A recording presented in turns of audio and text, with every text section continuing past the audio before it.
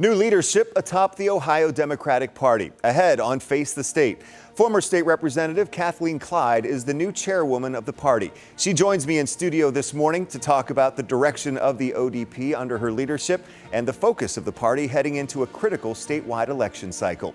Also, no more property taxes. A group is continuing its push to end them for every property owner in Ohio. It missed a key deadline, but vows to get a constitutional amendment on the ballot for you to decide if you want to pay them anymore. Plus, security change. You'll still have to empty your pockets, but you won't have to take off your shoes when heading to your next flight. Why the TSA is ending the 20-year-old policy now and what's still in place to keep you safe when you fly. Face the State starts now.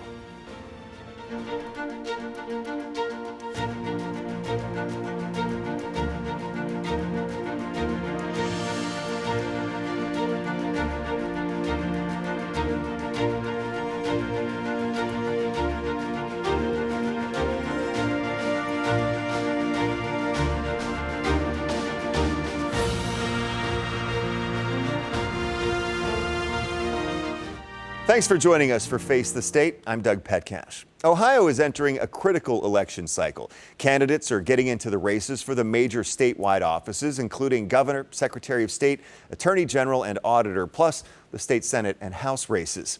It started pretty early this time around, but the May primary and then the November 2026 general election will be here before we know it. A new chairwoman just took over for the Ohio Democratic Party to steer it through this pivotal political time. The Ohio Democratic Party's State Executive Committee elected Kathleen Clyde as the party's new chair on June 11th. Chair Clyde served in the Ohio House of Representatives from 2011 to 2018.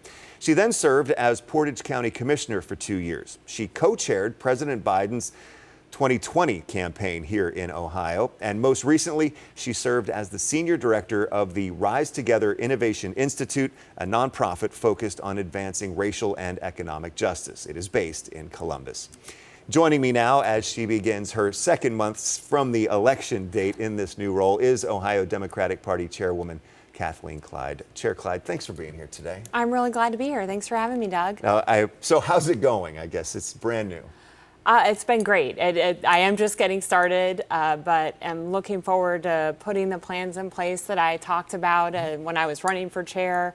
Better organizing in all 88 counties, strong, compelling message, and then, of course, the fundraising piece to make sure that we have the resources that we need to build the infrastructure that we need to win. So why did you want to be chair?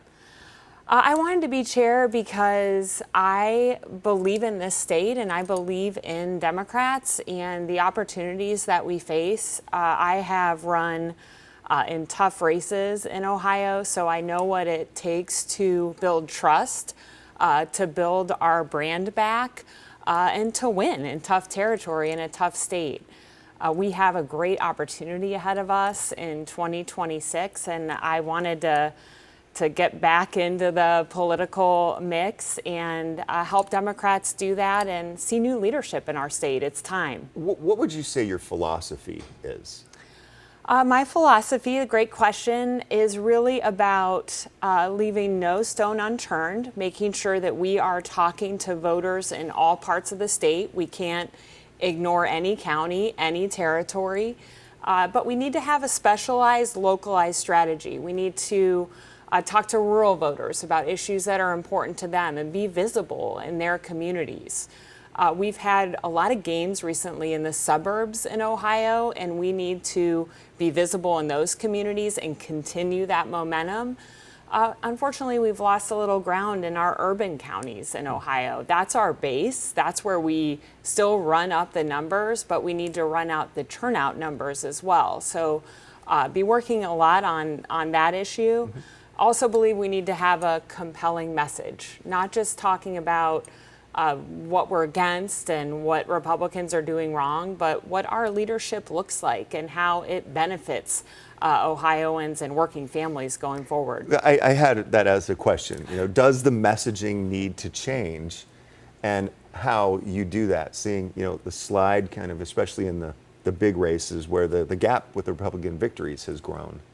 Yes, we need to do better on the messaging front. And we need to make sure, again, we need to take it to the Republicans and talk about what their harmful policies are doing and how Ohio, unfortunately, is behind in almost every metric that you look at.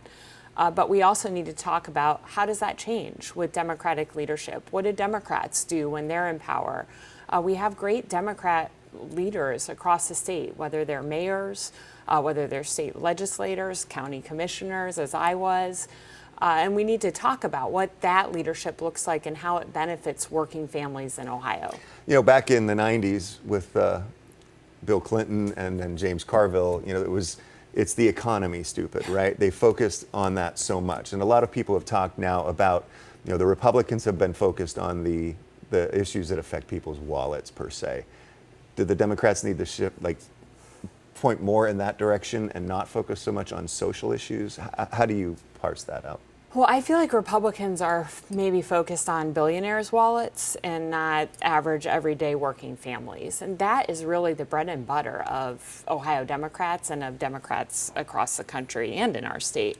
So we will be focusing on those issues. It is about affordability. It is about hitting back against these anti-working family policies that we've seen coming out of Republicans in D.C. and in our state house.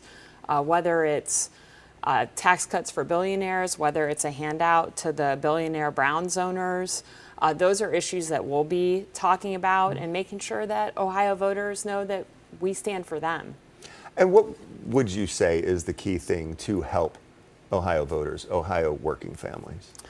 I think that we need to be talking about just what you said, kitchen table issues, affordability, standing up for voters and their everyday lives, the costs that they're facing, public education. That is huge. That will be a huge issue in the elections next year. And also healthcare. We've seen attacks at the state level and the federal level on hundreds of thousands of Ohioans and their basic needs like health care. You're talking about Medicaid. Yes, Medicaid. And, Democrats stand up for health care affordability and accessibility, and that will be a huge issue for us going into next year. Talking about one of the specific races right now, the race for governor, we have Dr. Amy Acton, the former director of public health here in Ohio, running. So far, the only declared Democratic candidate. Do you anticipate that others will get into the race on the Democratic side, or will the Democratic Party, back Dr. Acton? Well, the Democratic Party, the state party, stays out of primary races, so we will not be involved if there is a primary, and we are working hard to make sure we have candidates in all races at all levels. And I am feeling very confident about who we have on our bench, who we have talking about running, and that's the work that I'm doing looking forward. As you know, the state Republican Party endorsed Vivek Ramaswamy for governor very early in this. Based off what you just said, the Democratic Party takes a different tack on how your endorsement system works? Yes, we don't go behind closed doors and pick candidates, which was how he was chosen very early, as you suggest, and also the sort of musical chairs you're seeing of Republican wealthy candidates at the top of the ticket. Ohio Democrats have a lot of talent.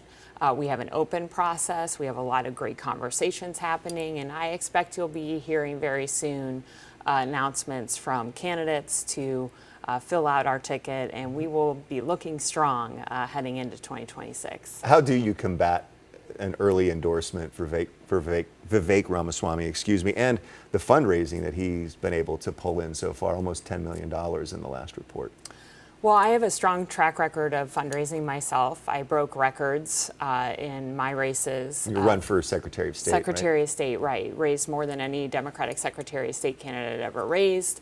And I am already having a lot of conversations with donors in state and nationally.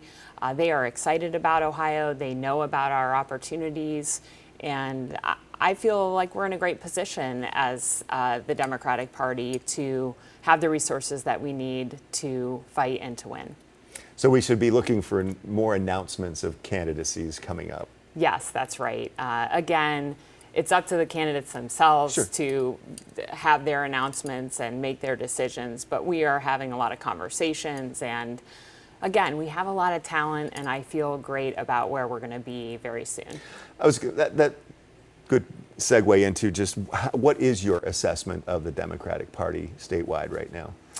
Well, look, obviously we had a tough cycle in 2024, but we have huge opportunities in 2026. And if you look back at recent cycles, this is a lot like 2018, except I feel better about where we are. And in 2018, we were able to win a competitive U.S. Senate election, and we came very close to winning in the governor's race. And that was against Mike DeWine, who's one of the most popular elected officials in Ohio over the last 40 years. That is not the situation we're facing now. We're in a second term of Trump's presidency. We have somebody at the top of the ticket who has never run for office before, who's called Ohioans lazy, mediocre, who moved his business out of state, and who is a billionaire backed by other billionaires. That's not the type of candidate that Ohio Democrats put forward, and I'm feeling really good about our opportunities headed into next year. The Democrats have made some gains, in particular in the legislature. How key is that? The legislature is absolutely critical. I served in the legislature. I know it's a good sign for us that that is the type of race that we can get out, talk about issues important to Ohioans and win, including in competitive seats like I came from. That's going to be important for us to continue to do. And state house seats it's like you touch every issue that is important to Ohioans, but you're making state level decisions. So those races are important. I look forward to working on that as well as state chair, and feel good about the momentum that we have there. And we've seen the money in politics just explode. How much money was spent in the Marino and Sherrod Brown, Senator Marino versus Sherrod Brown race. How key in this day and age is fundraising? Fundraising is always important. We need to make sure that we have the resources that we need to be competitive and to win. We are often outraised by billionaires contributing in mass on the other side, but we need to make sure that we have what we need to be competitive and to run strong, and feeling really good about where we look as a party right now. Again, using the fundraising background that I have and that the talent that we have with other Democratic officials in the state, I know we'll have what we need to be successful, and we'll be hard at work at it. Well, so early in your chairwomanship, I appreciate you taking time today to come in and talk about all of these things. Thank you so much. So glad to be here. Thanks so much, Doug. Hope to come back and keep you updated. I think we're going to have some things to talk about over the next 15 or 16 months or so. So yes, absolutely. Thank you so much again. Of course. Well, still ahead on Face the State. The Ohio House will soon go into session to take on the governor's property tax relief vetoes. Republicans want to override those vetoes. Hear what the leaders of Columbus City schools are watching closely as it unfolds. Plus, total relief from property taxes, where a grassroots group's effort to abolish them stands as they work to give you the power to decide. The Ohio House has called a special session to try to override Governor Mike DeWine's line item vetoes on property tax reform. The session will be Monday, July 21st at 11 a.m. The House needs a 3/5 majority to override a veto. The governor said he vetoed those line items to protect students and schools from the impacts of lost funding.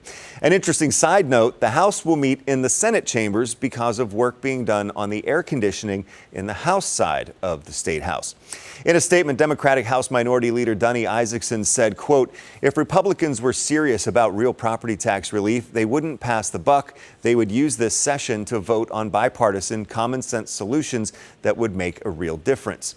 When discussing his vetoes of property tax reform measures, Governor DeWine said he was forming a working group to come up with recommendations for meaningful property tax reforms. On Thursday, he named former legislators Bill Seitz and Pat Tiberi to co-chair the working group. School leaders across the state have been watching all of this very closely because of the potential impact on public school funding. 10 TV's Tracy Townsend sat down with Columbus City Schools Superintendent Angela Chapman and Treasurer Ryan Cook. How hopeful are you that this will, for lack of a better way to say this, go the district's way in the face of this mounting resistance to property taxes in our state? I've been following it closely. I pay a lot of attention to Auditor Stenziano. There are some real solutions that are out there, and I think we need to now take a look at what the governor said with the creation of this committee to realize and really hunker down, dive in, and come up with practical, real solutions that provide relief. But don't damage the very things Dr. Chapman's talking about.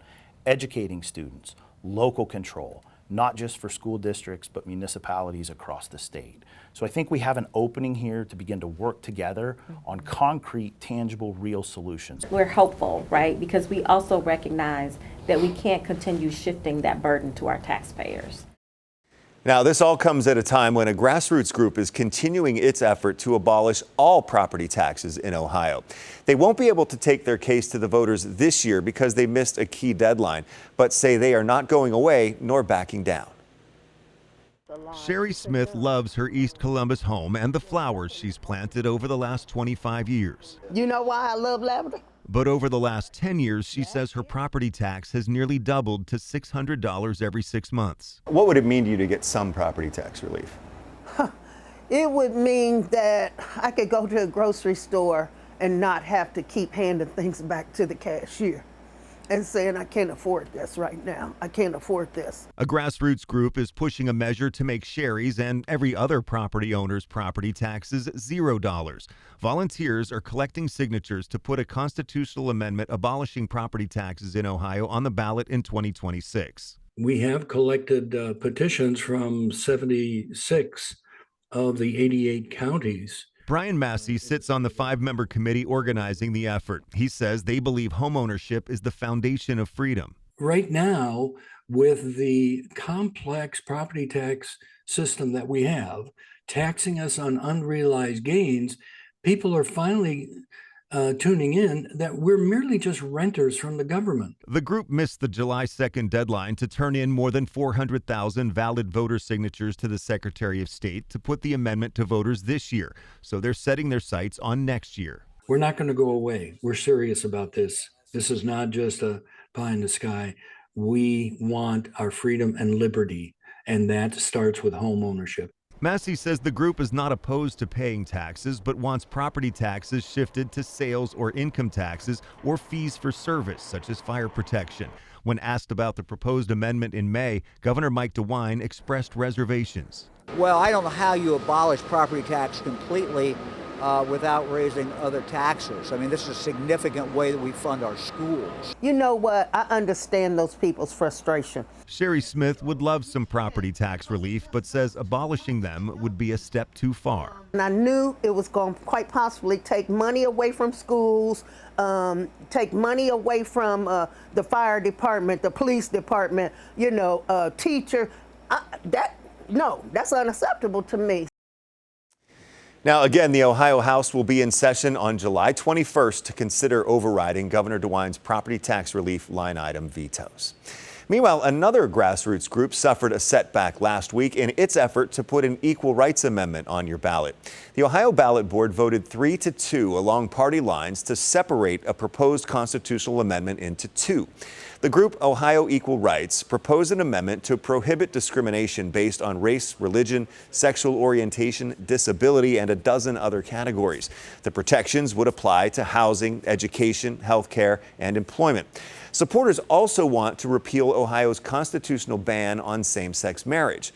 The ballot board ruled those are two separate issues. The group's spokesperson explained why they're pushing for equal rights now. The increased number of legislative restrictions on people's rights to live their life the way they see fit, we felt that it was appropriate to do what we could to try and stem those restriction of our freedoms. Supporters of the Equal Rights Amendment now have two options. Their attorney says they can challenge the ballot board's decision or accept it and try to collect signatures for two separate ballot measures. Either way, they're looking for this to be on your ballot, possibly next year, 2026. A growing coalition of Ohio public schools says it will appeal one count from a ruling by a Franklin County judge on the EdChoice voucher program. Families use these vouchers to help pay for education. The judge ruled the program unconstitutional, but rejected claims that EdChoice violated an equal protection clause. This is a partial loss for the Vouchers Hurt Ohio coalition at the front lines of the 2022 lawsuit. The group says families needing assistance are not on an even playing field with those who are actually getting the vouchers. Vouchers are going to students already enrolled in private schools. Wealthy parents, millionaires, billionaires. The state is not backing down in this fight. Attorney General Dave Yost says Ohio will appeal the unconstitutional ruling. Families can keep using vouchers during the legal fight. Vouchers Hurt Ohio says they will meet next week to talk about their own appeal. Well, speaking of state money, there is now a class action lawsuit filed in Franklin County to keep the state from giving $600 million to the Cleveland Browns owners for their new stadium. The lawsuit is seeking an injunction and is filed on behalf of 3 Ohio residents. The filing came 1 week after Governor Mike DeWine signed the state budget, which will provide the money from the state's unclaimed funds program. The lawsuit will try to block enforcement of the new law, prevent the money from being used, and compel the state to notify all affected property owners. In other words, all those who have unclaimed funds. The state has $4.8 billion in the unclaimed funds program. Coming up next on Face the State, a new policy is kicking in that will allow you to keep your kicks on when going to catch your next flight. We'll be right back. One of the companies expected to create thousands of jobs in Central Ohio is getting a huge grant from the state. Defense contractor Anduril is being awarded $310 million from Jobs Ohio, the state's job creation office. This video shows what Anduril's massive advanced manufacturing facility near Columbus will look like when built. The facility will make military drones. Now, the deal calls for Anduril to create 4,000 jobs and at least $530 million in payroll. It also demands the company make more than $900 million in capital investments within the next decade to receive the $310 million. If you want to take a deeper dive into Central Ohio's growth and the impact it can have on your daily life, check out our streaming program This Week in Boomtown on 10 TV Plus. The app is free to download right now on your smart TV. And finally today, a big deal for travelers. You don't have to take off your shoes to get through security at the airport anymore. Secretary of Homeland Security Kristi Noem announced last week the TSA will no longer make travelers remove their shoes when they go through security checkpoints. She said it is effective immediately. The key to our approach is layered security. Passengers will still pass through multiple layers of screening. They'll also go through identity verification, and in fact, TSA has recently experienced some fantastic success with implementing Real ID. The taking your shoes off policy went into effect back in 2006, several years after Richard Reed tried to blow up an American Airlines plane with explosives hidden in his shoes. His attempt was unsuccessful, but pointed out a weak spot in security screening measures. Thank you for joining me this week for Face the State. I'm Doug Petcash. Have a great week. I'll see you next Sunday at 11:30.